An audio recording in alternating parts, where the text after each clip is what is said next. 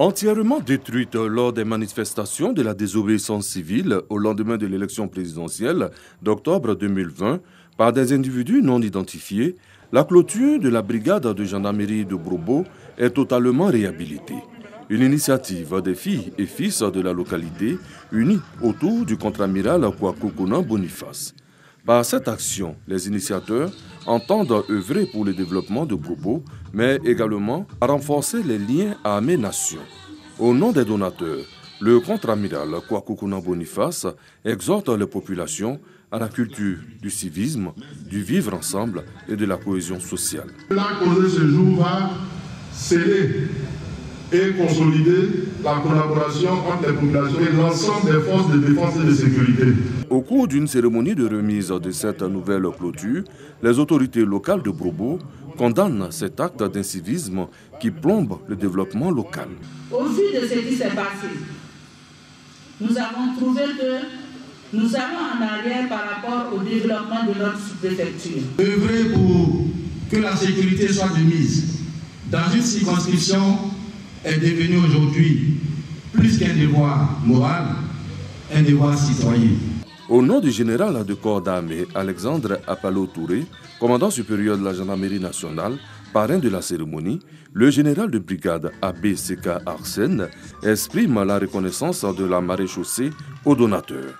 Je voulais vous transmettre la gratitude de notre institution, avec à sa tête le général du corps d'armée Alexandre Apalo Touré, qui est très sensible à l'acte fort que vous venez de poser. Construite sur 200 mètres carrés, la nouvelle clôture de la gendarmerie nationale de Brobo comporte 2 entrées principales avec des portails neufs. Les bâtiments ont à cette occasion reçu un coup de peinture.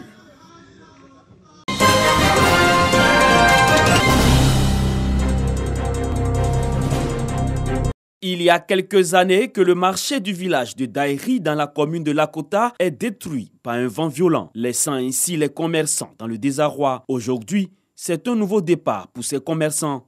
Le maire de la commune, Sami Méry, vient de le réhabiliter. Un marché avec des normes sécuritaires et sanitaires. Construit sur une superficie de 6000 m², ce marché abrite un vaste préau de plus de 65 places et des magasins. Selon le premier magistrat de cette commune, cet espace permettra à d'autres femmes de pouvoir exercer des activités génératrices de revenus. Le coût de l'investissement est estimé à 35 millions de francs CFA. Occasion pour le président de la mutuelle du village de Daïri de soumettre des doléances, entre autres la construction d'un foyer des jeunes, la réfection et l'ouverture des voies d'accès au village.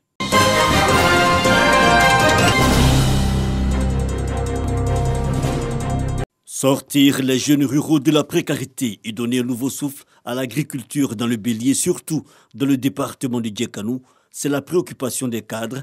5 jeunes représentant 18 des villages Bonikro, Bovia, Mounian, Tafiassou et de Yobouekro reçoivent alors des plants de palmiers à huile à Mandanou, à 4 km du village d'Assakro. Un don de Germain Yaokwaku, fils d'Assakro. En remettant ces plants aux jeunes, c'est pour leur permettre vraiment d'abord s'autosuffire en termes de ressources, en termes d'accomplissement familial et aussi de permettre à notre région de pouvoir développer cette culture de palmiers à huile qui a fait le bonheur de beaucoup de peuples. Ces 18 jeunes ont été sélectionnés selon les critères suivants: posséder une parcelle cultivable, vivre dans la précarité et être de bonne moralité. Ils reçoivent ainsi chacun 100 plants de pépinière des mains du donateur, c'est-à-dire 1 hectare de plantation, à eux de contribuer à son agrandissement. Des cadres qui pensent à la jeunesse pour pouvoir au moins entreprendre moins des activités et nous permettre aussi de nous prendre en charge. Nos jeunes, s'ils ne sont pas au travail, ça donne à des activités qui sont souvent difficiles, l'orpaillage clandestin, le gastérisme, ainsi de suite. Aujourd'hui, avec cette action, vraiment nous sommes heureux. C'est pourquoi je n'ai pas hésité à être là pour l'encourager, le féliciter et demander à ce que beaucoup d'Ivoiriens emboîtent le pas. Les bénéficiaires ont été invités à en prendre soin afin que cela serve d'exemple aux autres jeunes. Le donateur compte ainsi étendre cette action aux autres localités de la région du Bélier.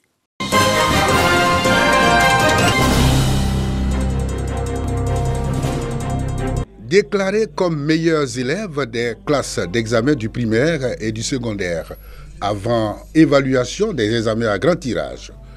Joby Joseph en classe de CM2, Kwame Espérance en classe de 3e et Adi Joël en terminale C ont confirmé leur excellence par la réussite à leurs différents examens de fin d'année, respectivement le CEP, le BPC et le bac section 2021.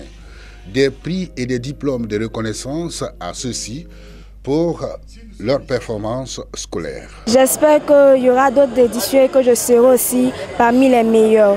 Je voudrais dire à mes amis qui n'ont pas eu que ce n'est pas facile, mais l'année prochaine, ils auront. J'ai fait le bac C, j'ai eu un total de 334 sur 400, ce qui fait la mention très bien. Cette cérémonie de récompense constitue la première édition de la Journée de l'excellence et du mérite initiée par la Direction régionale de l'éducation nationale et de l'alphabétisation de Yamoussoukro avec le soutien de ses partenaires. Après les super prix à ces 3 premiers des classes d'examen, des lots de récompenses ont été distribués à 47 autres meilleurs élèves de la localité. Encourager nos jeunes récipiendaires justement à redoubler d'efforts. Ils ont justement passé une partie de leur vie. Ils doivent passer à l'étape suivante et le meilleur reste à venir. Nous prenons toujours l'excellence. Et pour cela, pour nous aider à aller de l'avant, nous signons des partenariats. Mais partenariats gagnant-gagnant. Le personnel administratif a également reçu des prix pour leur contribution aux bons résultats obtenus.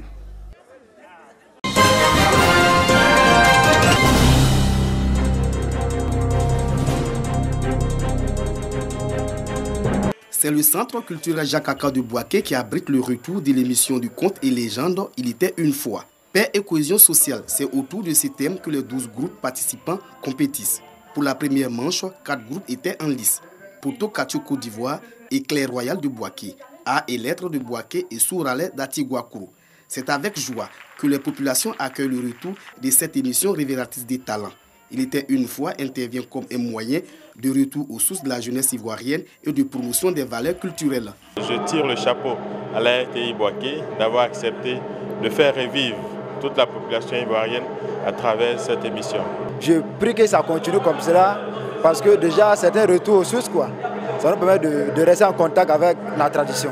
Le président des conteurs de Côte d'Ivoire est heureux de voir les jeunes se frotter au métier de conteur. Nous serons toujours présents avec la fédération pour apporter un encadrement aux différents groupes partout en Côte d'Ivoire pour qu'il y ait des festivals, il y ait des caravanes de contes et que le conte soit un mot qui peut se dire facilement par n'importe quel enfant. Pour les responsables de la RTI, le retour de l'émission Il était une fois répond au souci de transmettre par l'oralité les valeurs culturelles africaines. Nous avons été replongés dans les tréfonds de la tradition et ce qui est quelque chose de très important, le retour aux sources. Il était une fois, vient de renaître et nous ferons tout pour que cela soit pour de bon. Chaque groupe dispose de 15 minutes pour convaincre le jury composé de 5 membres. Ce sont Souralais d'Atigouakourou et Poto Katio Côte d'Ivoire qui arrachent les 2 places qualificatives pour les demi-finales. Le concours Il était une fois est une émission des vacances de RTI Bouaké.